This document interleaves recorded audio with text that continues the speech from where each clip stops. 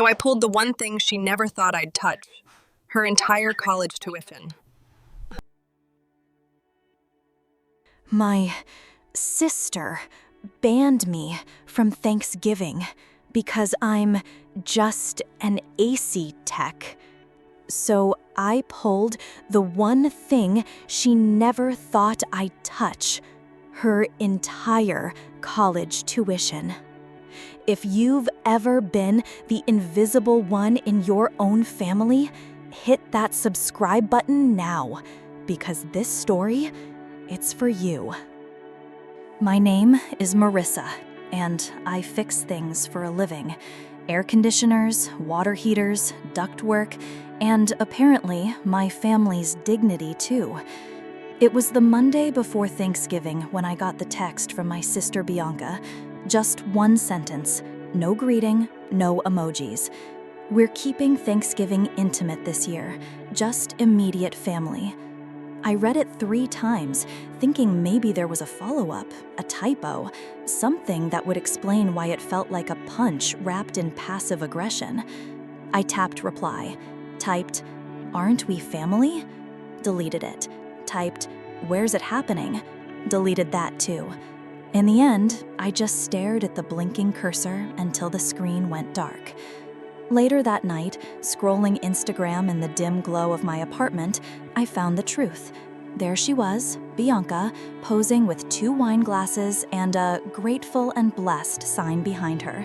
Caption, "Can't wait for the big day with our people, gourmet Thanksgiving in full prep mode."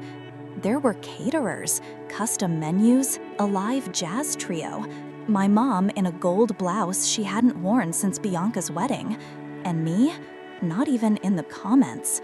I called Mom the next day, straight to the point. "Hey, just saw Bianca's post. Wasn't clear on the invite list. Am I supposed to bring anything?" Silence. Then, "Oh, honey, we thought maybe you'd want a break this year." My voice caught. A break? From family?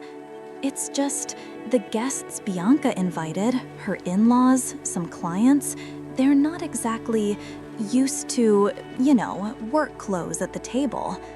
I laughed, bitter and soft. "You mean coveralls, tool belts, grease?" She didn't respond. I pressed harder. "So my job disqualifies me from Thanksgiving?" "No, don't twist it like that," she said quickly. "We love what you do. It's just, this year is more of a wine and cheese thing, not beer and football." "And I'm beer and football?" Another pause. "You know what I mean, Marissa." Yeah, I did, loud and clear. We hung up with empty words and strained tones. I sat on the couch afterward, staring at the cracked spot in my ceiling I'd been meaning to patch for months. It was the first time I realized how much of my life I'd spent patching other people. I had fixed their AC in summer, rewired their thermostat during a snowstorm. I helped Dad get his car running when the starter died, and I co-signed Bianca's student loans when she couldn't qualify. And now, I wasn't good enough for a plate at the table. There's something brutal about being erased, not yelled at, not insulted, just omitted, like a name smudged out of a family photo. I didn't cry, that's not really my thing. But I did open the drawer under my sink where I kept a stack of envelopes, old bills, contracts, receipts, and there, in the middle of it all, was the original loan document with my signature right beneath hers. Co-signer, Marissa Campos. I stared at it, and for the first time in years, I didn't feel small. I felt dangerous. I couldn't sleep that night. The loan document sat on my kitchen table like it was glowing. I kept glancing at it between sips of lukewarm tea, the kind I make when I'm trying to pretend I'm calm. I wasn't, not even close. The date on the top, August 22nd, 2011. I remember it clearly. Bianca had shown up at my door crying with a box of pastries and a folder full of rejection letters. Her student loan application had been denied because of her spotty work history and maxed out credit cards. "You're the only one I trust," she'd said, sniffing into a latte I made her. Trust. What a funny word now. Back then, I didn't hesitate. I signed my name because I thought that's what big sisters did. Because I believed that helping her meant the family would see me, not just the girl who knew which breaker to flip, but as someone who mattered. Instead, they used my money, my name, my loyalty, like it was a spare wrench in the junk drawer. The next morning, I showed up at work like nothing was wrong, adjusted ducting on a 2-story remodel, fixed a leaky vent, and crawled through a crawlspace that smelled like mildew and rat dreams. It was honest work. My body ached, but my conscience never did. That's what I liked about it. That night, I sat back at the table and opened my laptop. Logged into the student loan portal. My name was still there. Active cosigner. I clicked through the options. There it was. Request to remove cosigner. A form popped up, asking for income, debt ratio, and a justification. I hesitated. Was this petty? Was this revenge? No, it was reality. Bianca wanted to live in a world where I didn't exist, at least not the parts that weren't glamorous. So I decided to give her that, completely. I clicked submit. Just like that, the request was in motion. The process would trigger a review. Bianca would be notified. The loan company would reassess her income to carry the full balance alone. And if she couldn't, default. Not my fault, not my problem. That night, I went to bed earlier than usual. The tea was called again, but this time, I drank it with a smile. 3 days later, the group chat lit up. Our family group chat, Campos Crew, as Bianca had once proudly named it, usually stayed dry. A birthday here, a forwarded meme there. But now, it was a full thread of passive-aggressive fire. Mom. Bianca just got an upsetting notice about her student loan. Did you do something? I didn't reply right away. I read it twice, then a third time. Bianca, don't ignore this. You were the cosigner, right? Why is it flagged for reassessment? This is screwing everything up. We're in the middle of closing on our house. Dad, let's all calm down. There has to be a misunderstanding. Bianca, it's not a misunderstanding. Someone submitted a request to pull the cosigner. That's literally only Marissa. I stared at the screen. My thumb hovered over the keyboard. Typed, you said you wanted space. Consider this a boundary. Sent. A few seconds later, the 3 dots popped up. Bianca was typing. And typing. Then, silence. Nothing came through. Instead, my phone rang. Mom. I let it ring once, twice, picked up. Marissa, she said. Her voice was tight, pinched, like she was clutching a scarf too hard. I saw the messages. Why would you do this? Bianca's mortgage depends on that loan being stable. I stayed quiet. She continued. This is vindictive. You're better than this. I thought I was, I said calmly, until you all showed me I wasn't even invited to dinner because I wear boots instead of heels. A long pause. You know that's not true. No, Mom, that's exactly what's true. Let's stop pretending this is about loans. This is about how I've been useful, but never enough. I could hear her breathing, shallow and sharp. She switched tactics. You helped her before. Why take that back now? I let the silence stretch. Then, because she erased me from your table, so I erased myself from her paperwork. I raised you to forgive.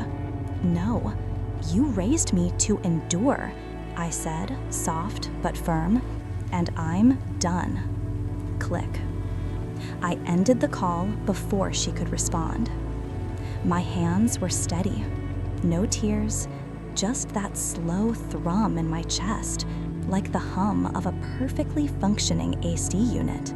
Silent, cool, exact. Later that night, Bianca messaged me privately. "You're going to regret this. You've always been jealous." I didn't reply.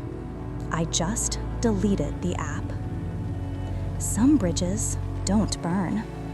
Some are dismantled piece by piece by the person who built them.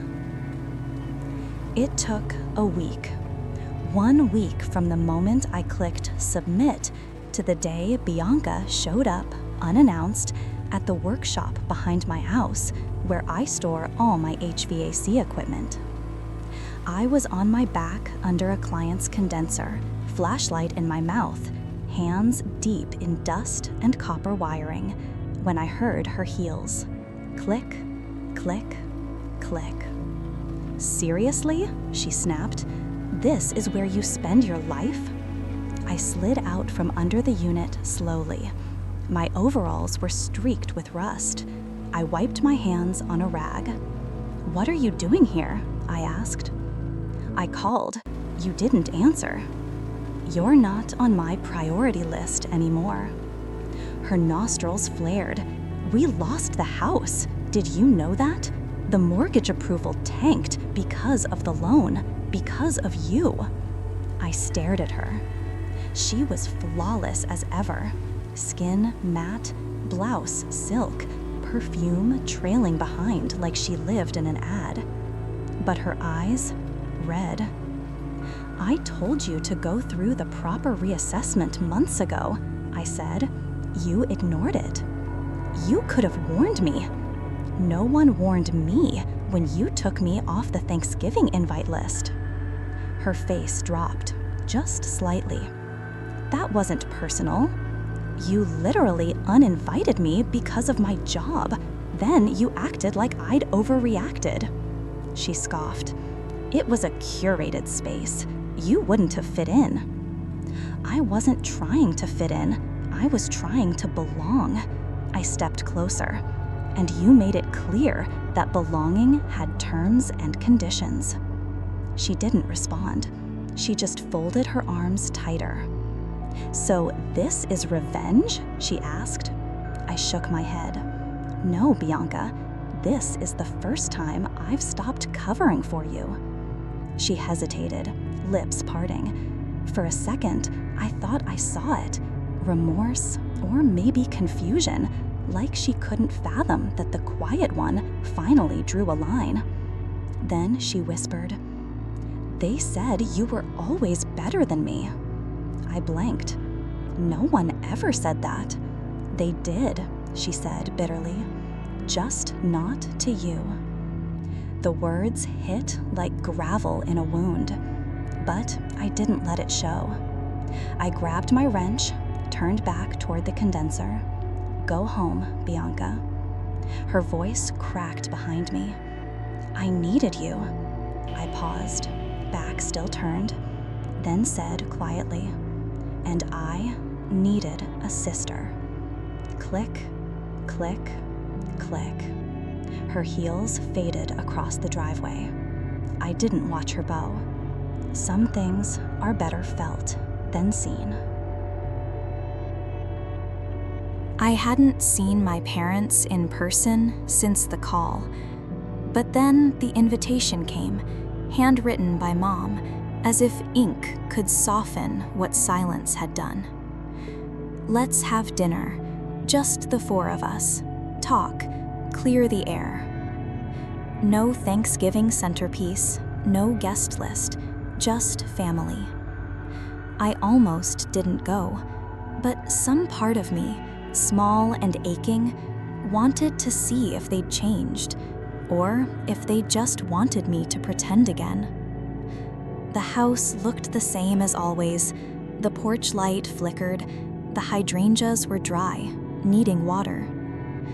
Mom opened the door, her eyes scanning me from boots to jawline, like checking if I'd brought shame or salvation. "Hi, honey," she said. Her voice wavered like an old tape. Dad was already seated, carving chicken instead of turkey. Bianca sat beside him, lipstick faded, fork untouched. No one said anything for the first 10 minutes, just clinks of silverware and small, stuttering gulps of wine. Then Mom looked at me. "We just wanted to bring the family back together." "Family's a strong word," I said calmly. Bianca rolled her eyes. "Oh, here we go." I turned to her. "No, you don't get to eye-roll your way out of this." Dad sighed. "Marissa, must we?" "Yes," I said sharply. "You invited me here. You'll listen." Bianca sat up straighter. I looked at all three of them, my hands resting on the table, flat, grounded. "I have patched your roofs, your heating, your lives. I co-signed a loan I couldn't afford so she could graduate. And you repaid me by deleting me from Thanksgiving like I was a stain you had to scrub out of your perfect dinnerware?" Bianca looked down. Mom opened her mouth. "That wasn't." "It was," I said. I turned to Bianca. "You didn't just exclude me. You built a world where I didn't fit unless I changed who I was." She whispered, "I didn't think you'd care. You never ask for anything." "That's the thing," I said. "You mistake silence for lack of feeling. But I've felt everything. Every omission, every time you laughed and said, 'Marissa's the practical one,' like that was the same as saying I mattered." Dad cleared his throat, guilt creeping up his cheeks. "We didn't mean." "I know," I said. "That's the worst part. None of you meant to hurt me. You just did it because it was easy." No one spoke. I stood. "You didn't invite me to your table, so I made my own. You may not like it, but I sit there with pride." Mom's voice trembled. "We still love you, Marissa." I nodded. "Then learn to love all of me, not just the parts you can explain to your friends." I walked out. The air outside was crisp, cleaner than it had felt in years. Sometimes peace doesn't come from forgiveness. It comes from not needing permission to be whole. The next morning, I opened the garage and stared at my toolbox. It was an old steel thing, scratched, stickers half peeled, some handles bent from years of being dragged in and out of trucks and crawl spaces. But every tool inside had a purpose. Every one had earned its place. Kind of like me. That afternoon, I called the loan office. "Hi, this is Marissa Campos. I need to confirm that my name has been officially removed from the loan account ending in 9183. The woman on the other end clicked through some files. "Yes, ma'am. As of 3 days ago, the full responsibility has shifted to the primary borrower." "Thank you," I said, exhaling. It felt like closing a door without slamming it, like turning off a machine you've been fixing for too long, finally realizing it wasn't worth the voltage. Later that night, I opened a drawer I hadn't touched in years, my dream drawer, I used to call it. Inside were plans for a mobile HVAC business, logos I'd sketched out, a budget breakdown, a route map taped together with hope and duct tape. I ran my fingers across the papers, the ink now a little faded. All those years I thought I couldn't afford to go solo because I was helping them. Not anymore. I pulled out my laptop, created a new folder, Blue Current Heating and Air. That name had sat in my mind since I was 24, a nod to the life I lived, quiet, humming, essential. By midnight, I had filed for the LLC. I leaned back in my chair, stared out the window. The stars were faint, scattered across the sky like someone forgot to finish the drawing, but they were still there, like me. The next week, Bianca called. I let it go to voicemail. She didn't call again. I think she understood now. Silence wasn't an act of cruelty. It was a boundary, and it was holding. At work, I fixed a system for a single mom with 3 kids and no heat. She tried to pay me extra. I refused. Someone once helped me get through winter. I told her, this one's on me. Her eyes filled. People like you, you're rare. I smiled. Not really, just never invited to the right tables. I went home that night and stared in the mirror. Not to check for dirt or oil smudges, but just to look, really look. I saw the lines around my eyes, the grease stain on my collar, the quiet strength in my jaw. And for the first time in years, I didn't wish I was anyone else. I was the technician, the builder, the backbone, and finally, the main character in my own life.